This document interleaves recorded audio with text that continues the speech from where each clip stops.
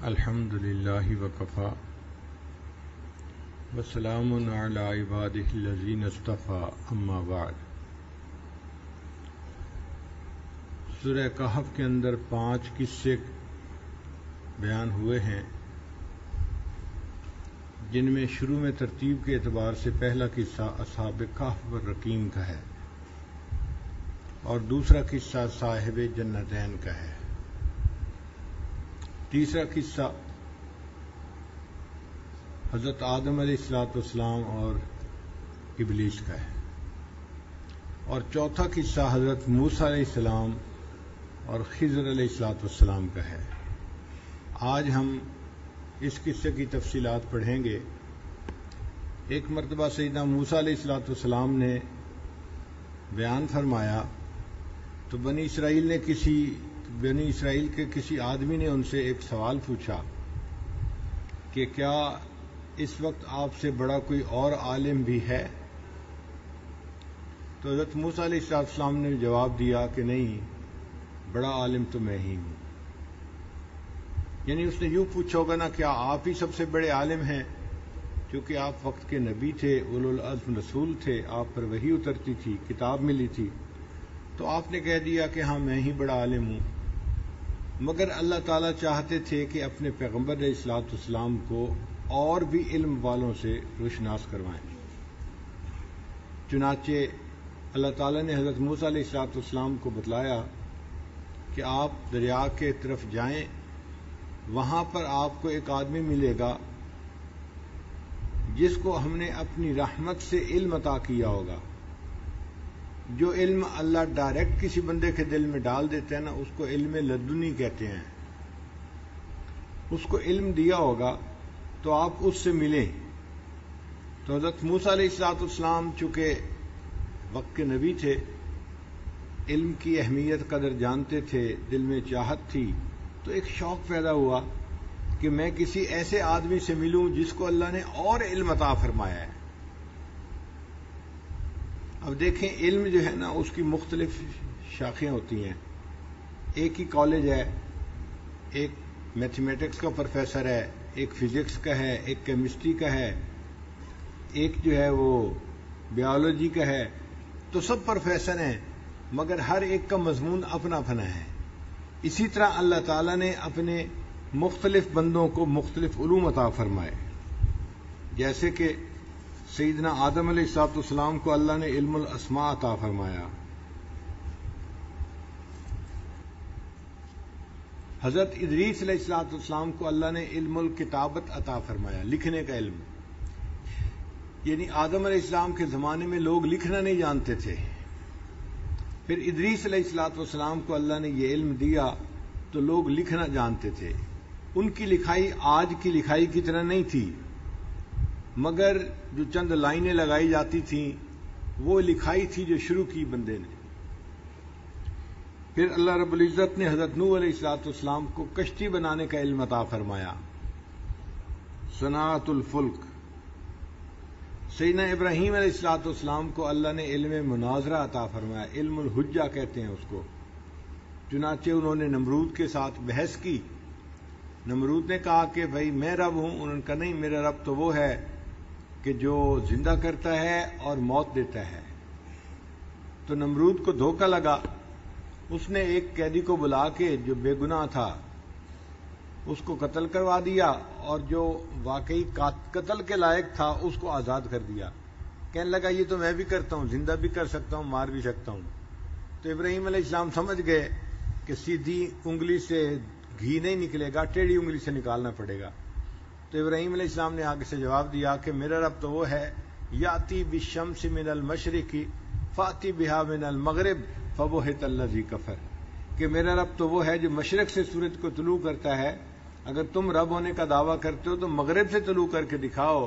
تو کافر جو تھا وہ حیران ہو گیا، مبہوت ہو گیا، لاجواب ہو گیا۔ تو اللہ نے یہ علم حضرت ابراہیم علیہ السلام کو عطا فرمایا تھا۔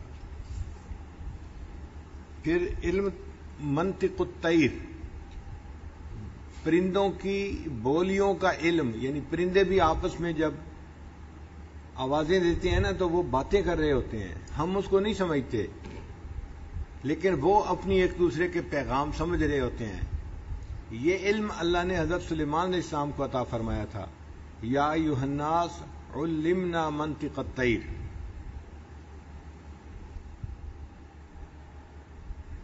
پھر اللہ تعالیٰ نے علم الاسباب ذوالقرنین کو عطا فرمایا تھا کہ اسباب کو کس طرح جوڑنا ہے اور ان سے کس طرح فائدہ اٹھانا ہے.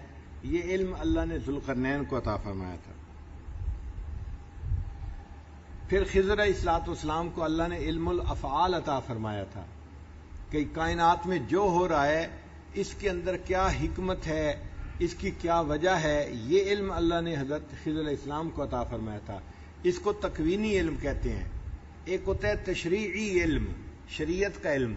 اس میں تو واقعی حضرت موسیٰ علیہ السلام سب سے اوپر درجے میں تھے چونکہ وقت کے نبی تھے، تو تشریعی علم میں سب سے اونچا ان کا ہی مقام تھا. ایک ہوتا ہے تکوینی علم. تکوینی کہتے ہیں یہ جو زمین و آسمان کا نظام چل رہا ہے، آخر یہ بھی تو کوئی چلا رہا ہے نا، اور وہ اللہ تعالیٰ ہے جو چلا رہا ہے، اللہ کے حکم سے چل رہا ہے. اس کے لیے بھی اللہ نے اپنے کچھ بندوں کو مخصوص رکھا ہوتا ہے. جیسے ایک ملک ہے نا، تو اس ملک میں حکومت کے کچھ لوگ ہوتے ہیں، مگر جو صدر وزیر اعظم ہوتا ہے وہ خود تو نہیں نا سارا ملک چلاتا، اس نے آگے بندے رکھے ہوتے ہیں، اس کو سرکاری ملازم کہتے ہیں. وہ جو سرکاری ملازم ہے نا، ان کو لوگ کہہ دیتے ہیں جی کہ یہ بیوروکریسی ہے. تو بیوروکریسی ملک چلا رہی ہوتی ہے. اسی طرح یہ جو دنیا کا نظام چل رہا ہے، تو اس کا جو ظاہری نظام ہے اس کے چلانے کے لیے بھی کچھ فرشتے ہیں، کچھ بندے ہیں جن کے ذمہ اللہ نے کام لگائے ہوئے ہیں. اس کو تکوینی نظام کہتے ہیں. وہ یوں سمجھ لیں کہ دنیا کی بیوروکریسی ہے جو اللہ نے بنائی ہوئی ہے. اب ہم نہیں جانتے چونکہ ہمارا تو واسطہ ہی نہیں اس سے، لیکن اللہ جانتے ہیں. لہذا اللہ نے حضرت موسیٰ علیہ السلام کو ایک ایسے بندے کی طرف متوجہ کر دیا جن کے پاس یہ تکوینی علم تھا. تو حضرت موسیٰ علیہ السلام اس بندے کو ملنے کے لیے گئے. اب اس واقعے کا تذکرہ قرآن مجید نے بڑے عجیب انداز سے کیا. فرمایا وَإِذْ قَالَ مُوسَىٰ لِفَتَاهُ، اور جب موسیٰ علیہ السلام نے اپنے جوان سے کہا. یہ یوشع بن نون حضرت موسیٰ علیہ السلام کے ساتھی تھے، غلام تھے، سفر میں ساتھ چل پڑے تھے. سفر میں کسی کو ساتھ لے لینا تو یہ بھی شرعاً ایک جائز چیز ہے، ضرورت ہوتی ہے بندے کی. عمر کے مختلف حصوں میں انسان کو ضرورت ہوتی ہے کسی ساتھی کی، تو سفر آسان ہو جاتا ہے. تو حضرت موسیٰ علیہ السلام جب ایک نئے سفر پہ چلے، کہاں جانا ہے، کس سے ملنا ہے، کچھ پتہ نہیں تھا، ایک نیا سفر تھا. تو حضرت موسیٰ علیہ السلام نے ایک بندے کو ساتھ لے لیا. تو حضرت یوشع بن نون بھی ساتھ تھے، وہ ان کے غلام تھے.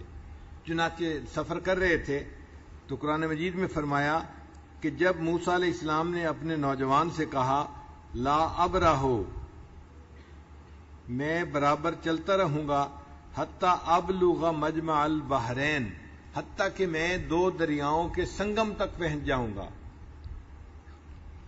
باہر ویسے تو کہتے ہیں سمندر کو، لیکن بڑے دریا کے لیے بھی یہ لفظ استعمال ہو جاتا ہے. تو مجمع البحرین جہاں پر دو بڑے سمندر یا دریا ملتے ہیں اس کو مجمع البحرین کہتے ہیں. تو بتایا گیا تھا کہ جہاں پر مجمع البحرین ہے وہاں پر اس بندے سے آپ کی ملاقات ہو جائے گی. تو حضرت موسیٰ علیہ السلام نے اپنے عزم کا اظہار کیا کہ میں چلتا رہوں گا. لگتا ہے کہ لمبا سفر تھا، تھکاوٹ والا سفر تھا. تو انہوں نے فرمایا کہ میں چلتا رہوں گا حتیٰ کہ میں مجمع البحرین تک پہنچ جاؤں، او امضی حقبا، یا یوں ہی زمانہ دراز تک چلتا رہوں گا، یعنی لمبا وقت، میں تو کئی دن چلتا رہوں گا اس تک پہنچنے کے لیے. اس سے دل کی طلب ظاہر ہوتی ہے کہ حضرت موسیٰ علیہ السلام کے دل میں کتنا شوق تھا کہ میں کسی ایسے بندے سے ملوں جو ایسا علم رکھتا ہو جو میرے پاس علم نہیں ہے. تو طلباء کو چاہیے کہ وہ اس سے اپنے اندر علم کی طلب کو اور زیادہ بڑھائیں. فلما بلغا مجمع بینہما، جب وہ دونوں مجمع البحرین پر پہنچ گئے تو اپنی مچھلی کو بھول گئے. نسیہ حوتہما، حوت کا لفظ مچھلی کے لیے استعمال ہوتا ہے، سمک کا لفظ بھی استعمال ہوتا ہے، اسماک مچھلیوں کو کہتے ہیں، اور حوت کا لفظ بھی استعمال ہوتا ہے. حوت کا لفظ قرآن مجید میں 3 جگہ پر استعمال ہوا ہے. ایک تو یہاں پر حضرت موسیٰ علیہ السلام کی مچھلی کے لیے حوت کا لفظ استعمال ہوا، اور دوسرا لفظ استعمال ہوا حضرت یونس علیہ السلام کے لیے جب وہ مچھلی کے پیٹ کے اندر چلے گئے تو اس کے لیے بھی حوت کا لفظ استعمال ہوا. اور تیسرا، یہودی لوگ جو مچھلیاں پکڑتے تھے نا یوم سبت کو، ہفتے کے دن کو، تو ہیتانہم جمع کا صیغہ استعمال کیا، ان کے لیے بھی گویا حوت کا لفظ استعمال ہوا. تو یہ 3 جگہ پر قرآن مجید میں استعمال ہوا ہے. تو ان کے پاس ایک مچھلی تھی جس کو انہوں نے رکھا ہوا تھا کہ ہم اس کو اپنے وقت پہ غذا کے طور پہ استعمال کریں گے. تو فرمایا گیا تھا کہ جب وہ جگہ آئے گی تو یہ مچھلی پانی میں اپنا راستہ بنا لے گی، یعنی اللہ اس کو زندہ کر دیں گے اور وہ پانی میں چلی جائے گی. یہ نشانی بتائی ہوئی تھی. تو جب دونوں حضرات وہاں پہنچے جہاں مجمع البحرین تھا تو وہاں پر ایک پتھر تھا، پتھر کو صخرہ کہتے ہیں. حضرت موسیٰ علیہ السلام وہاں پر تھکے ہوئے تھے، لیٹ گئے، سو گئے. جب موسیٰ علیہ السلام سوئے تو مچھلی جو ہے وہ تڑپی اور پانی کے اندر چلی گئی. تو یوشع بن نون جو نوجوان تھا اس نے دل میں سوچا کہ موسیٰ علیہ السلام جاگیں گے تو میں ان کو بتا دوں گا کہ جی مچھلی تو پانی میں چلی گئی. لیکن جب موسیٰ علیہ السلام جاگے تو وہ نوجوان اس بات کو بھول گیا، بتانا بھول گیا، اور سفر پھر شروع ہو گیا. اب جب سفر کرتے کرتے آگے کافی آگے پہنچے تو فلما جاوزا، جب وہ اس سے آگے تجاوز کر گئے، قال لفتاہ، تو موسیٰ علیہ السلام نے اپنے نوجوان کو کہا آتنا غداءنا، لاؤ بھائی کوئی کھانے پینے کی چیز، لقد لقینا من سفرنا ھذا نصبا، ہمیں اس سفر کی وجہ سے بڑی جو ہے وہ تھکن ہو گئی ہے. یعنی چل چل کے بندہ تھک جاتا ہے نا، تو حضرت موسیٰ علیہ السلام تھک گئے تھے. جب انہوں نے اس سے مچھلی کھانے کے لیے مانگی، کھانے کے لیے، تو نوجوان کو پھر یاد آیا کہ مچھلی تو پانی میں چلی گئی تھی. قالا، کہنے لگا ارأیت اذ اوینا الی الصخرۃ فانی نسیت الحوت، آپ کو خبر نہیں جب ہم نے پتھر کے پاس ٹھکانہ لیا تھا تو بے شک میں مچھلی کو بھول گیا، اور مچھلی کو یاد رکھنا مجھے شیطان نے ہی بھلا دیا. وما انسانی ہو الا الشیطان ان اذکر واتخذ سبیلہ فی البحر عجبا، اس مچھلی نے سمندر میں عجیب طور پر اپنا راستہ بنا لیا. یعنی میں بات بھول گیا تھا بتانا، لیکن اس وقت مچھلی پانی میں چلی گئی تھی. قال ذالک ما کنا نبغی، حضرت موسیٰ علیہ السلام فرمایا بھائی اسی چیز کی تو ہمیں تلاش تھی اسی جگہ کی تو ہمیں تلاش تھی کہ جب مچھلی پانی میں چلی جائے گی. ما کنا نبغی، ہم اسی چیز کو ڈھونڈ رہے تھے. چلو ہم واپس اسی جگہ پر اپنے قدموں کے نشانوں پہ واپس چلتے ہیں، ہمیں اسی جگہ پر وہ بندہ ملے گا. چنانچہ وہ دوبارہ واپس اپنے راستے پر آئے. فرتد علی آثارہما قصصا، سو دونوں اپنے قدموں کے نشانوں پر واپس لوٹے. فوجدا عبدا من عبادنا، وہاں انہوں نے، اللہ فرماتے ہیں کہ ہمارے بندوں میں سے ایک بندے کو دیکھا. آتیناہ رحمتا من عندنا، جسے ہم نے اپنے پاس سے رحمت عطا کی تھی. وعلمناہ من لدنا علما، اور ہم نے اسے اپنے پاس سے خاص علم عطا فرمایا تھا. یہ جو خاص علم تھا نا یہ تکوینی علم تھا، یہ شریعت کا علم نہیں تھا. شریعت کے علم میں تو حضرت موسیٰ علیہ السلام سب سے بڑے تھے، ان کے پاس یہ علم تھا. یہ خضر علیہ السلام اللہ کے ایک ولی تھے جن کو اللہ نے دنیا کا تکوینی علم دیا تھا کہ یہ جو دنیا میں جو کچھ ہو رہا ہے، ہر کام کے پیچھے حکمت کیا ہے، حقیقت کیا ہے، یہ علم ان کے پاس تھا.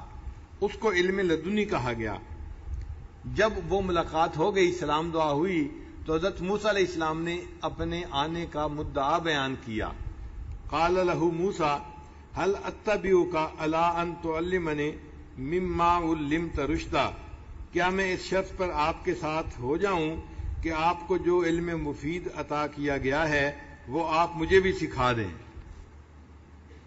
یعنی حضرت موسیٰ علیہ السلام نے ان سے اجازت مانگی کہ کیا میں آپ کے ساتھ رہ سکتا ہوں تاکہ اللہ نے جو علم آپ کو دیا وہ آپ مجھے بھی سکھائیں.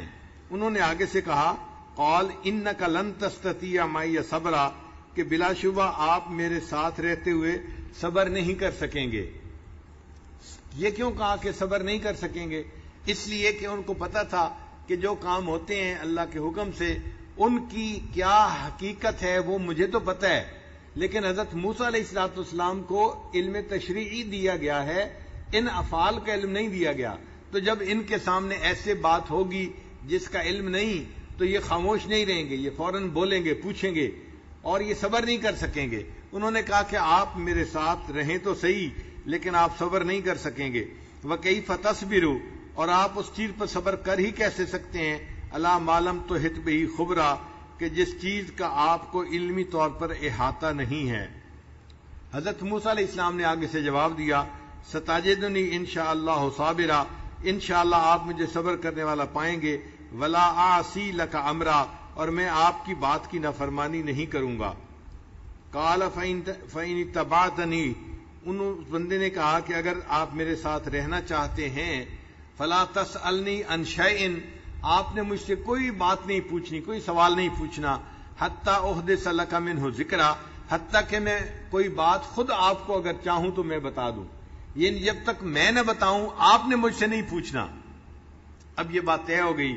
فانطلقا، سو دونوں چل پڑے، حتی اذا راکبا فی السفینۃ، آگے ایک کشتی تھی، وہ کشتی مسافروں کو ایک کنارے سے دوسرے کنارے لے کر جاتی تھی۔ اب چونکہ ایک کنارے سے دوسرے کنارے لے کر جاتی تھی تو یہاں سے اندازہ ہوتا ہے کہ یہ کوئی سمندر نہیں تھا، یہ بڑا دریا تھا، کیونکہ دریا میں تو ایک کنارے سے دوسرے کنارے جا سکتے ہیں، سمندر میں کشتی نہیں جا سکتی ایک کنارے سے دوسرے کنارے، سمندر بہت بڑا ہوتا ہے۔ تو یوں لگتا ہے کہ یہ کوئی بڑا دریا تھا جس کے لیے بحر کا لفظ استعمال کیا۔ اچھا، کشتی والے اس بندے کو جانتے تھے جو صاحب علم بندہ تھا، رجل صالح تھا، تو کشتی والوں نے دیکھا تو انہوں نے ان سے پیسے بھی نہیں لیے اور کہا کہ جی آئیے آپ کشتی میں بیٹھ جائیے۔ تو حضرت موسیٰ علیہ السلام اور خضر علیہ السلام اس کشتی کے اندر سوار ہو گئے۔ رکبا فی السفینۃ خرقھا، جب کشتی چلنے لگی تو حضرت موسیٰ علیہ السلام نے حضرت خضر علیہ السلام نے اس کشتی کے ایک لکڑی کو یا لوہے کا کوئی ٹکڑا تھا جو کچھ بھی تھا اس کو اکھاڑ دیا۔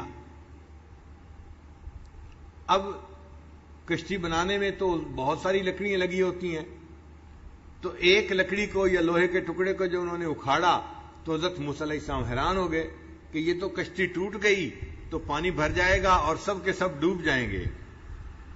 قالا، چنانچہ موسیٰ علیہ السلام نے فوراً کہا اخرقتھا لتغرق اہلھا، کیا آپ نے اس لیے شگاف کیا ہے کہ کشتی والوں کو غرق کر دیں؟ لقد جئت شیئا امرا، آپ نے تو بہت بڑا کام کر دیا ہے، یعنی یہ تو عجیب کام کیا آپ نے کہ کشتی کے اندر شگاف کر دیا، لوگ ڈوب جائیں گے، یہ کام آپ نے کیسا کر دیا؟ قال، انہوں نے آگے سے جواب دیا الم اقل، کیا میں نے نہیں کہا تھا انک لن تستطیع معی صبرا، کہ آپ میرے ساتھ رہتے ہوئے صبر نہیں کر سکیں گے؟ قال، موسیٰ علیہ السلام نے فوراً آگے سے جواب دیا لا تؤاخذنی بما نسیت، پلیز آپ مجھے معاف کر دیں، میں بھول گیا تھا، میں سوال کر بیٹھا۔ ولا ترہقنی من امری اسرا، اور میرے معاملے میں مجھ پر تنگی نہ ڈالیے۔ تو حضرت خضر علیہ السلام نے بات کو درگزر کر دیا۔ فانطلقا، پھر جب کشتی سے اترے تو یہ آگے چل پڑے۔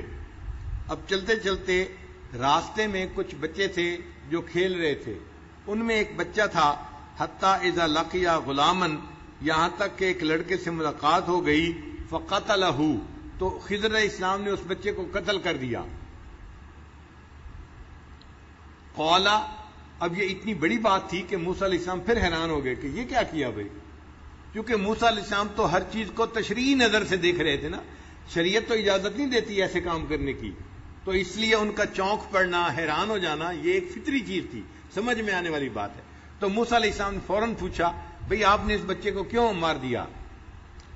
قال اقتلت نفسا زکیۃ بغیر نفس، کیا آپ نے اس بے گناہ جان کو مار دیا؟ چونکہ بچہ چھوٹا تھا، ابھی بالغ بھی نہیں ہوا تھا، تو اس کے اوپر شریعت کا بوجھ نہیں تھا، ابھی تو بے گناہ بچہ تھا۔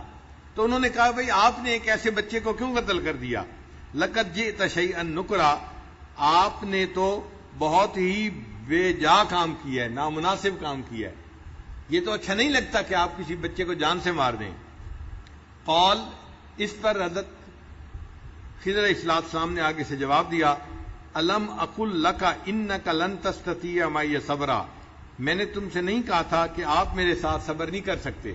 اب دیکھیں، پہلے جو کہا تھا وہ نرمی میں بات کی تھی، قال الم اقل انک لن تستطیع معی صبرا، الم اقل کا لفظ کہا تھا، دو لفظ کہے تھے، تو زور تو دیا تھا، کہا ان کو، تنبیہ تو کی تھی، لیکن تنبیہ میں نرمی تھی۔ الم اقل، انک لن تستطیع معی صبرا. اب جب دوبارہ انہوں نے سوال پوچھا تو خضر علیہ السلام نے اب جو جواب کیا تو تنبیہ ذرا زیادہ سخت کی. کیا؟ الم اقل لکا، لکا کا لفظ بڑھا دیا، یعنی ان کو کہا کہ آپ کو میں نے نہیں کہا تھا کہ آپ میرے ساتھ صبر نہیں کر سکتے. قال ان سالتک عن شیء بعدها فلا تصاحبنی. حضرت موسیٰ علیہ السلام سمجھ گئے کہ معاملہ اب مشکل ہو گیا ہے. انہوں نے کہا اچھا اب اگر میں آپ سے سوال پوچھوں نا تو آپ مجھے اپنے ساتھ نہ رکھنا، ایک چانس اور دیں، لاسٹ چانس. بندہ کہتے ہیں نا دوسرے کو بھائی ایک چانس اور دے دے. تو حضرت موسیٰ علیہ السلام نے بھی اس پر یہی کہا کہ بھائی last chance was one time. ہمارے ہاں محمد سرمد جو ہے نا یہ صبح سوتا ہے، اس کو اسکول بھیجنے کے لیے جب اس کی ماں اسے اٹھاتی ہے نا تو اس کو جگاتی ہے تو یہ بھی کہتا ہے امی لاسٹ ٹائم، امی last time, one time, one time, یعنی 5 منٹ مجھے اور سونے دے. تو اسی طرح حضرت موسیٰ علیہ السلام نے بھی کہہ دیا کہ آپ مجھے ایک موقع اور دے دیں، اگر پھر میں نے سوال کیا تو آپ مجھے اپنے سے الگ کر دینا. ان سالتک عن شیء بعدها فلا تصاحبنی، مجھے اپنے ساتھ نہ رکھنا. قد بلغت من لدنی عذرا، بے شک آپ میری طرف سے عذر کو پہنچ گئے. یعنی آپ کی بات ٹھیک ہے، میں سوال کر بیٹھا دوسری مرتبہ، پھر عذر پکا ہے، ایکسکیوز ہے آپ کے پاس، لیکن ایک چانس مجھے لاسٹ اور دے دیجئے. فانطلقا، پھر دونوں اس سے آگے چل پڑے.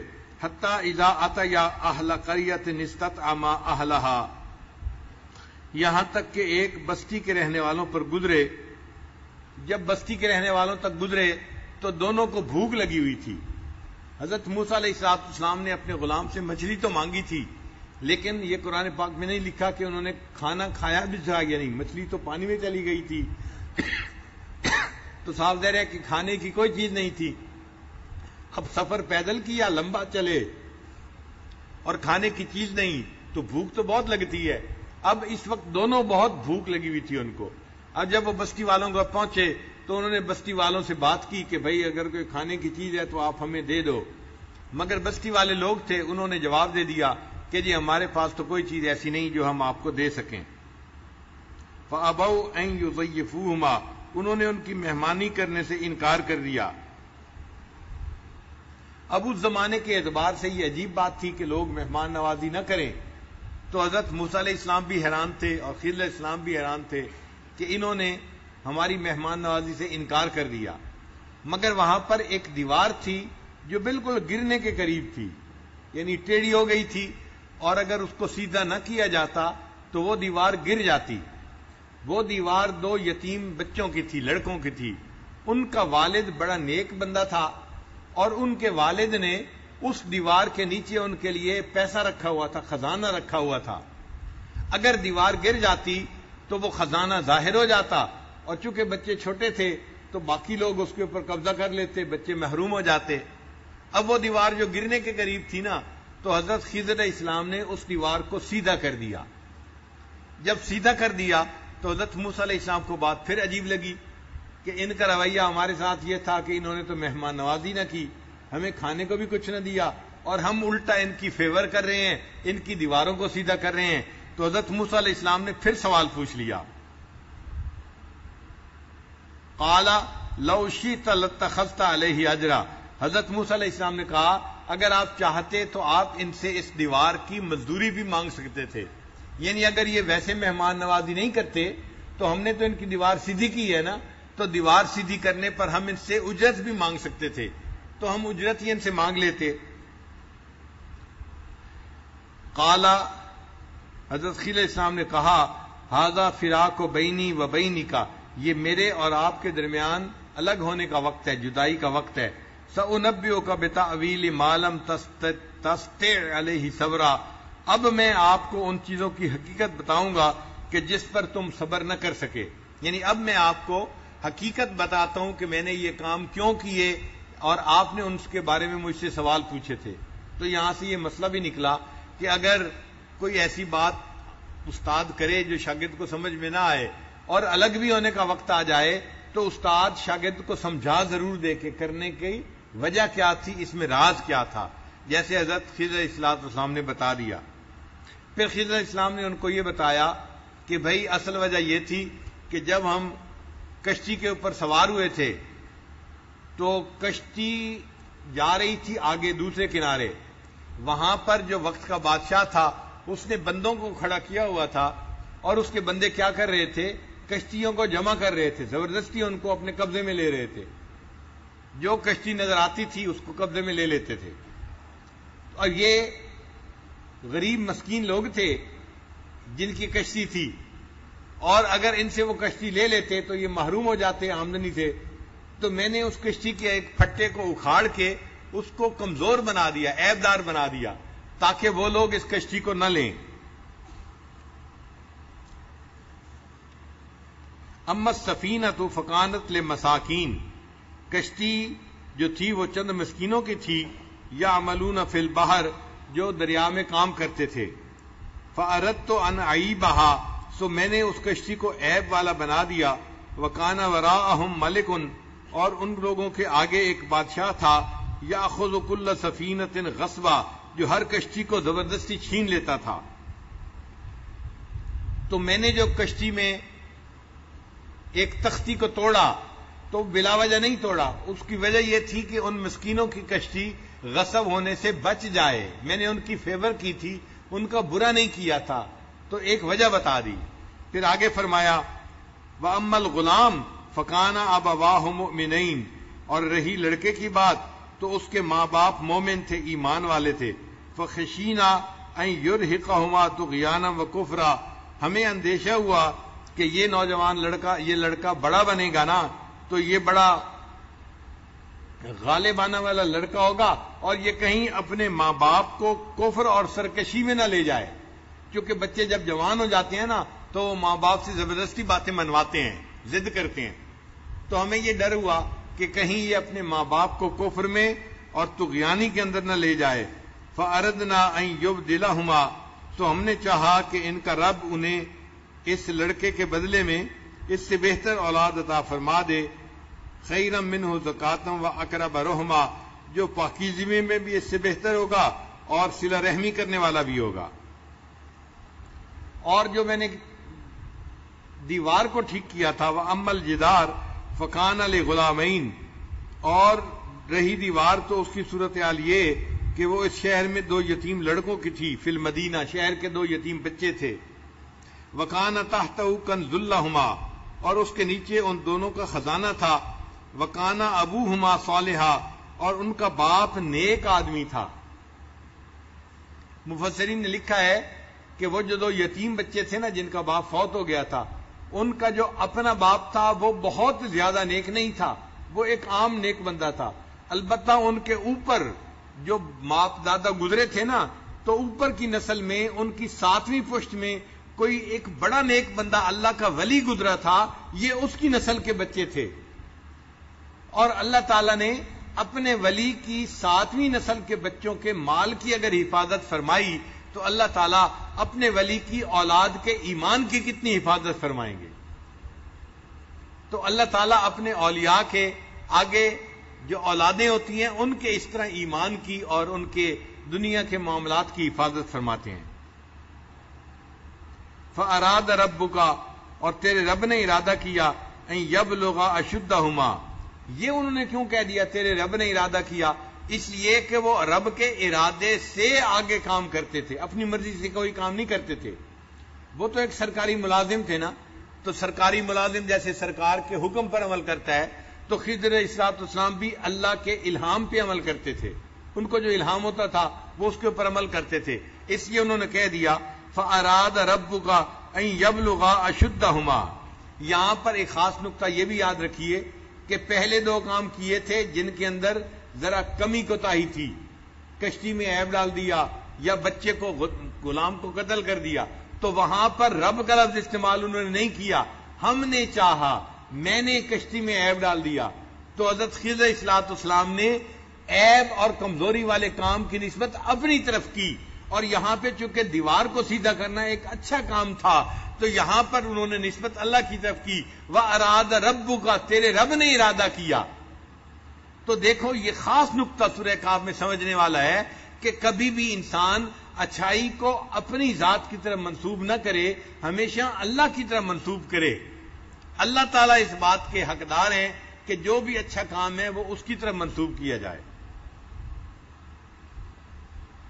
فَأَرَادَ رَبُّكَ أَن يَبْلُغَا أَشُدَّهُمَا، سو تیرے رب نے ارادہ فرمایا کہ یہ دونوں اپنی جوانی کو پہنچ جائیں، وَيَسْتَخْرِجَا كَنزَهُمَا، اور اپنے خزانے کو نکال لیں، رحمتم من ربک، یہ تیرے رب کی مہربانی کی وجہ سے ہے، وما فعلته عن امری، اور یہ کام میں نے اپنے رائے سے نہیں کیے، ذالک تأویل ما لم تستطع علیہ صبرا، یہ ہے ان باتوں کی حقیقت جن پر آپ صبر نہیں کر سکے۔ تو حضرت خضر علیہ السلام نے حضرت موسیٰ علیہ السلام کو ان تمام باتوں کی حقیقت بھی سمجھا دی۔